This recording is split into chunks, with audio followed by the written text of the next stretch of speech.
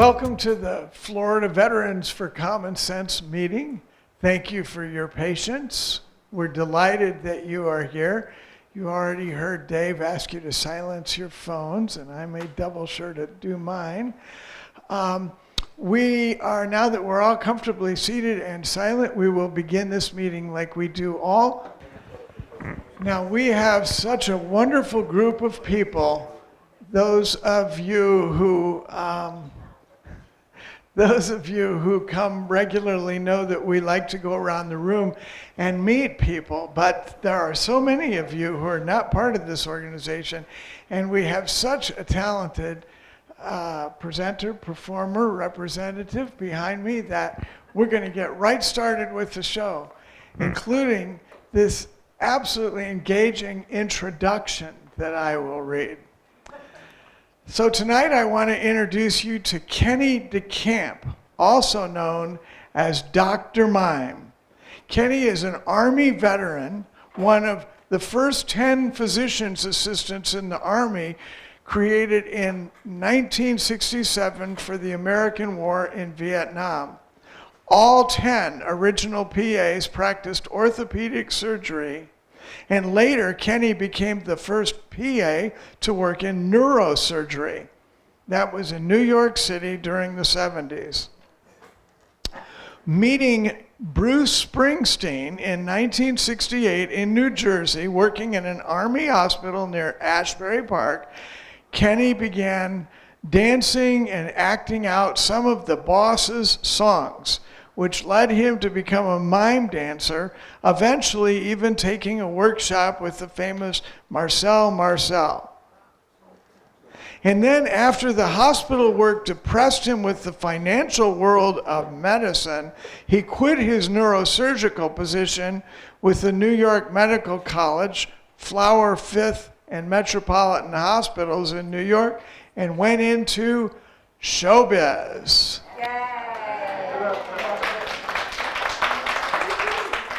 Kenney became a body linguist, health coach, and choreographer, known in New York City as the Disco Mime, performing at the Limelight Disco, Rosalind Ballroom, Copacabana, and even Studio 54. He performed, staged, and worked with Bruce Springsteen, Donna Summer, Andy Warhol, Gloria Gaynor, Sister Sledge, Phil Collins, Peter, Paul and Mary, and the Tramps, along with many more as part of 18 years of activity in disco. He then established a performing school for the Kids Dance Company and a production company producing live events, KDC Happy Shows, and in the Chicago area, working with the Special Events Office of the City of Chicago. In the late 80s, Kenney was also traveling the world and teaching classes on body language, health, and nutrition. These have taken places in schools, universities, Rotary, and Kiwanis clubs, as well as business conventions and, enviably, on cruise ships. He taught these classes in 7 countries, doing more than 140 presentations, especially for elementary through high school students. These lectures are titled Body Language, the Art of Mime. His adult lectures, which are somewhat similar because he treats you older kids like you're still younger and always wanting to learn, these are titled The Head Has a Body. His full international program is known as Human Growth Education, to teach and inspire awareness of our body control as we age. So, here's Kenney.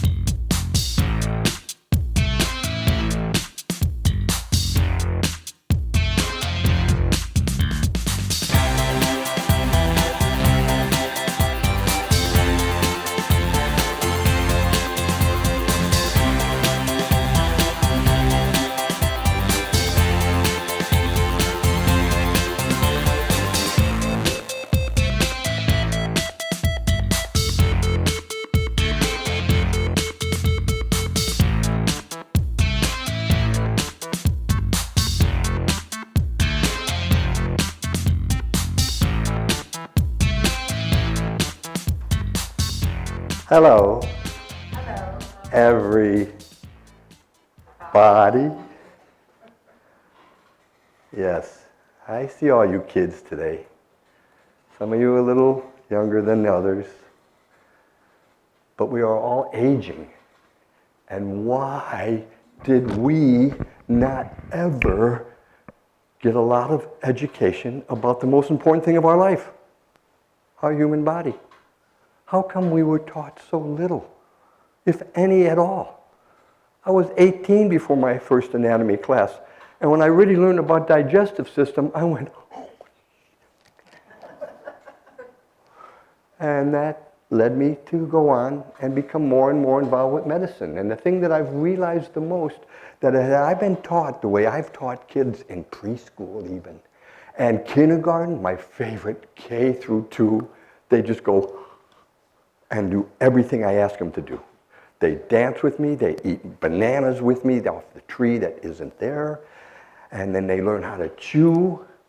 And as they chew faster and slower, and they learn the word saliva. Matter of fact, would you all do me a favor right now, you kids? I'd like you to take your tongue inside your mouth and twirl it around 10 times to the right. Twirl it around, twirl your tongue on. Twirl your tongue around inside your mouth. Okay, now stop and go the other way. Let me see if you can go 10 times too. Keep doing it. What happens? Anybody get saliva in their mouth? Everybody got saliva. That's what happens. If you ever wake up in the middle of the night because of the food you ate that night, and it's 4 o'clock in the morning and your mouth is as dry as ever, and you're going, but I don't want to get up and get a glass of water, just twirl your tongue around inside your mouth. Make it go round and round and round and round. Before you know it, you'll have the saliva, you'll fall back asleep. Would you all fold your hands now, kids? Just put them, you know how you do that kind of. Just hold them there for a little while. Dick, you could do it too, it doesn't hurt. You could fold your hand, yeah. It's my friend Dick.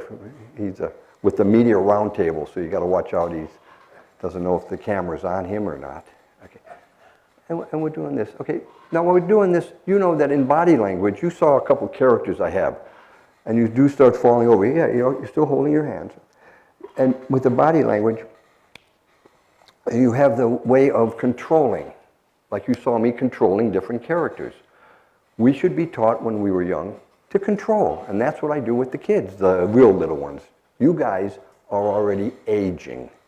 So you have a pattern that has been controlled in the system that you are now. But that, like in everything, squeeze them real tight now. Squeeze them real tight now. Real tight, real tight. Okay, let go, take a look at with thumbs on top and switch it. The thumb, the other one, the other fingers, and I'll put those together. Wow, does that feel weird? Feels a little different, right? Well, that's why they say you should always make changes in your life as you age. Changes for the better. One of the best changes, how many of you brush your teeth? All of you, right? I bet all you kids do, okay?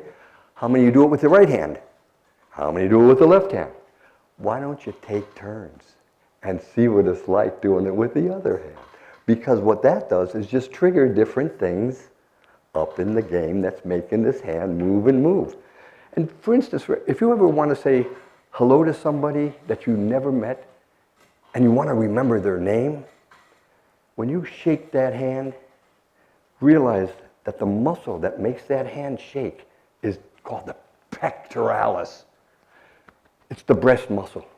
And when you shake that hand, that nerve from that muscle that made me shake that hand, the retention center, it's right underneath the retention center. So when I trigger that muscle, when I shake that hand, she doesn't see me. Well, maybe she might. But when you trigger that muscle when you shake a hand, it actually sends up a nerve system to the retention center. And you probably will remember 7 out of 10 people in a nice party if you have that kind of an idea. You know, with the body, we have to understand that we have a structure. This, in body language, is your ego and the charge for the rest of the body. What you put in it and what you do to it and how you hold it. I knew a comedian, like David Brenner was his name. He He had this face like, and he always talked to you like this. David just made you try to laugh because he had that ego push on you. And then soldiers, as you know, are back. So your ego structure is here, which relates to your thumb. Your thumb is the ego game, so is your big toe, but that's the negative energy. This is the positive, this is the positive energy. And your thumb and your ego, that's one. How about this? Huh? That's yourself. Your whole character is right here. How many people lose their character? How many people become depressed? And part of that depression has to do with how we end up falling over and we don't carry it in the right energy. And we depress our lungs. We're not even getting all that full oxygen level that we should be getting to make that brain and that tummy work better. So you have to know that yourself and your ego, oh, little Buddha there for you, but they all come together. They work together so that you can be who you are. Emotions and support. That's what this is all about. Your emotional energy that supports up your ego and yourself. Keeps it emotionally simple. And there's a nerve from the brain to the heart to the head, the vagus nerve. You should look it up. It's always learning about how we grow, so as we keep aging, we know more and more and more and more and more. How good. And then we get to this part. This is discharge. This is how we get rid of everything. And then these legs, this is how we go somewhere. And these arms and hands, this is how we give and we take. And now we've got the full body. And you can understand that structure. Because with this full body, I have 5 gifts. Oh wait, you have them too.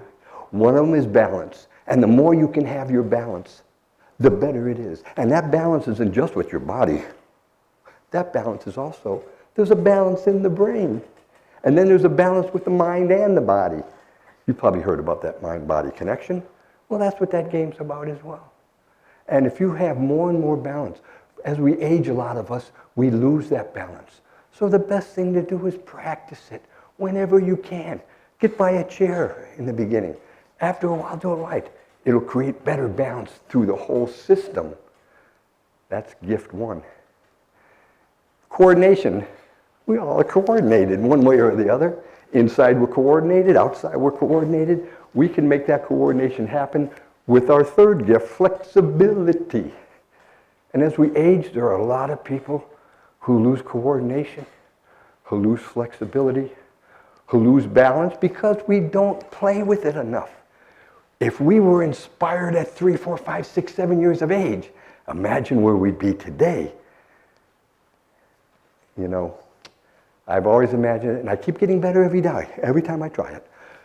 All right, how about the 1, 2, 3, 4th gift? It's my favorite. Rhythm. I got rhythm. And if you like to dance, you're going to have rhythm. And even if you don't like to dance, you have to have rhythm to walk. You have rhythm going on in your heart. You got rhythm going on in your circulation. You got rhythm going on in the brain. There's rhythm just happening. And with that rhythm, that's a gift in your life that works with your flexibility, your stamina, your balance, your coordination, and it all ties up together to gift 5, stamina. How much of us in the aging process have been losing stamina? So we have to figure out, where do we get more stamina from? How can we do it? We've got supplements galore in these videos that they show you that go on for an hour and a half before they tell you how to buy it. And we don't want to do that. We want to find out as much as we can, as fast as we can, how can we find ourselves with all 5 gifts getting more and more stamina. It'll all come. Because you know you have 3 realities in life. First reality happens the moment you're born.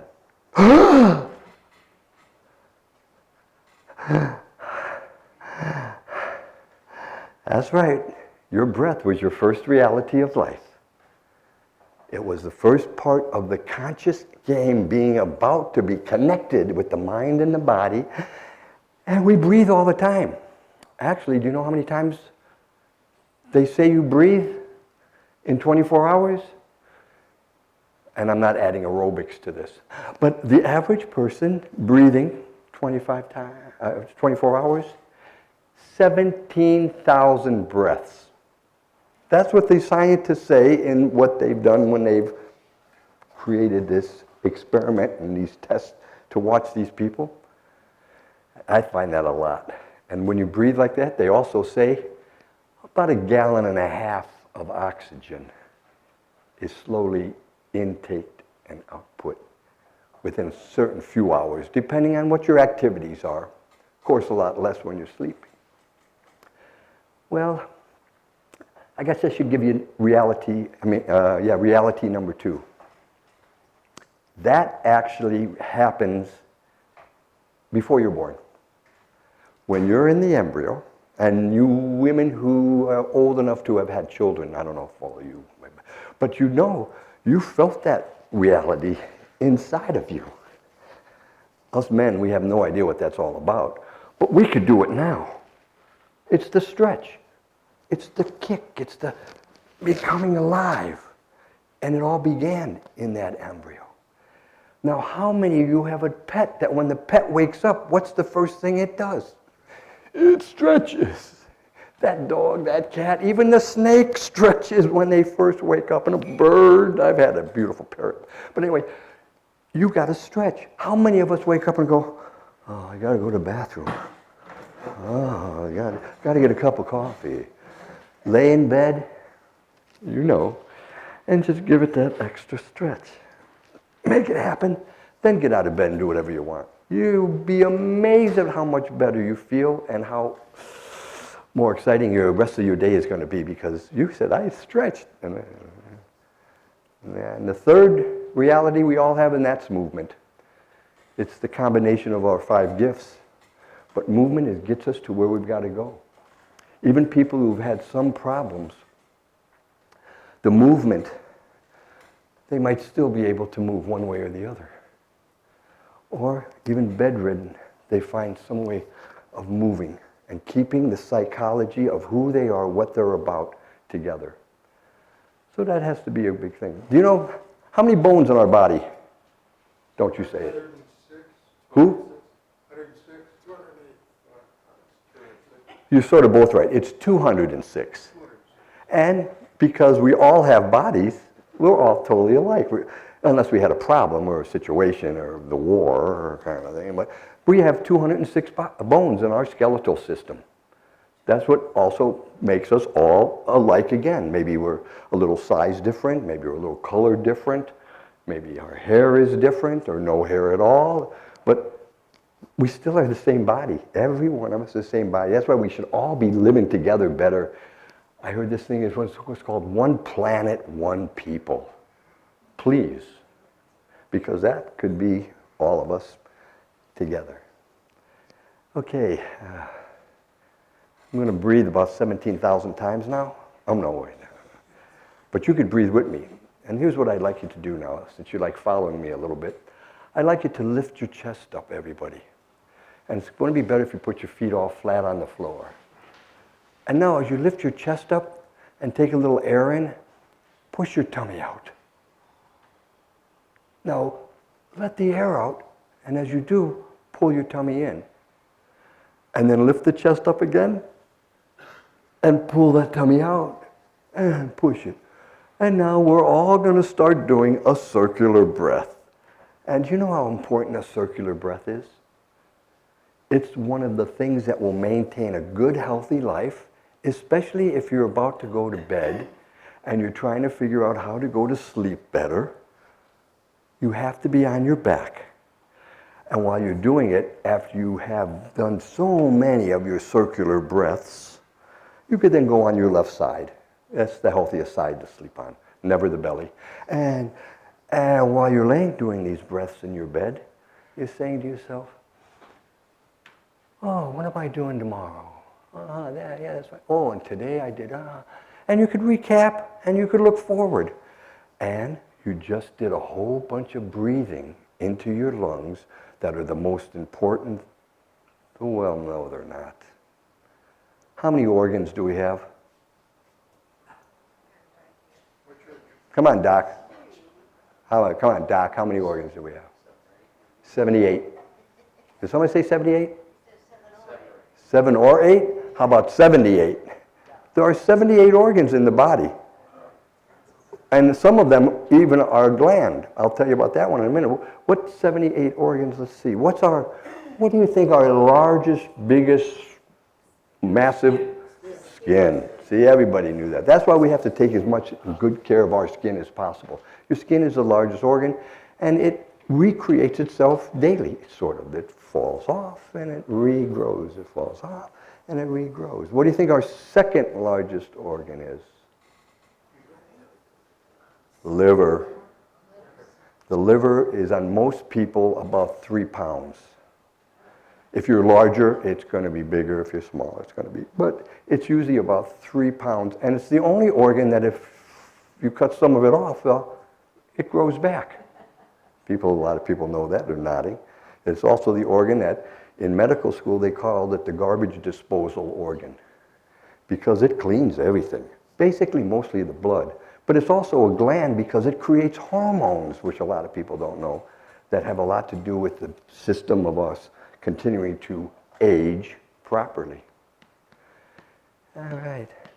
Third organ, anybody? Or should we get out of organ? No, one more organ. The third organ is your lungs. They are the good ones. They are the ones that like we just did our circular breaths, the more you can play into, that's why people go to the yoga now, the more you can play into it, that's why people go to aerobics. If you can play into it, that's why, even if you just have some fun for a moment or two and get your energy going, you're going to just feel much happier about yourself because you aged a little bit more toward a happier place. So it makes a little bit of sense.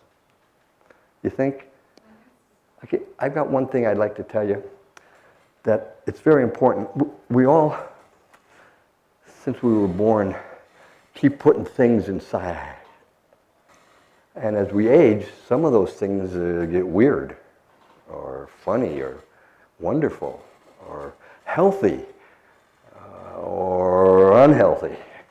And we have to learn more and more as we age what is the best for us, for our system, for what makes us feel really good. One of the things that we should be doing more that most people don't do at all, and my friend will tell you when we're together that she sees me doing it at least 2 times a day, if not 3 times a day. Anybody know what that is? A tongue scraper. Right. How many of you tongue scrape in here?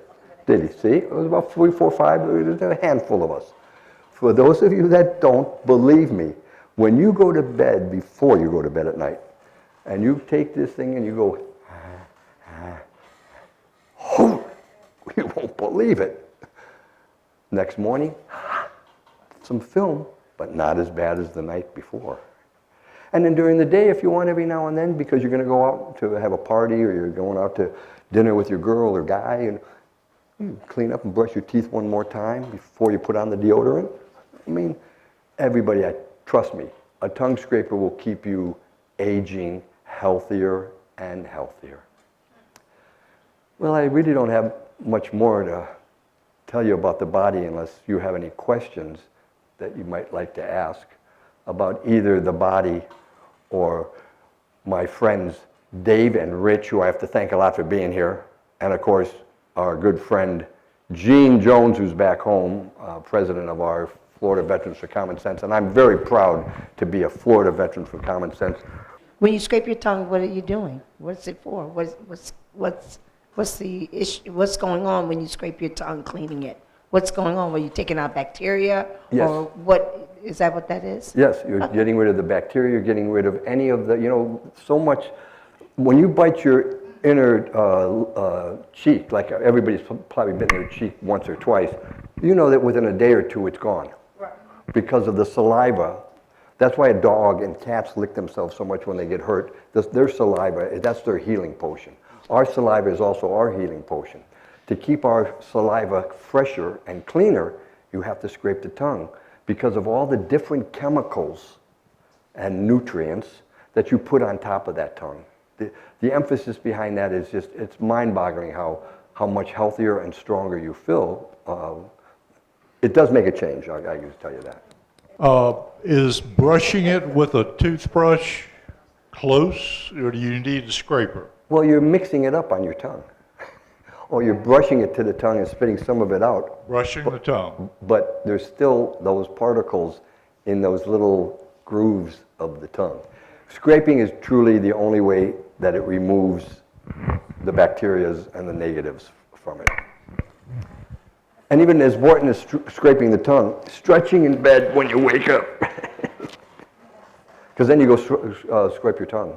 When you took that tongue scraper out, where do you get that tongue scraper? I thought that was a bottle opener. I did. I thought you were going to say, Okay. I have a beer every day. You can go to the typical drugstores and they have the long-handled plastic ones. Uh-huh. Dollar Tree even sells the plastic one with a tube of toothpaste next to it or something. Yeah, What's kind of that thing. one? Where'd you get that one? This is a metal one that you could easily find online, and every now and then a CVS will carry them. But, I mean, when I first bought this one, I think I bought 6. I have 2, and the other 4 have been distributed.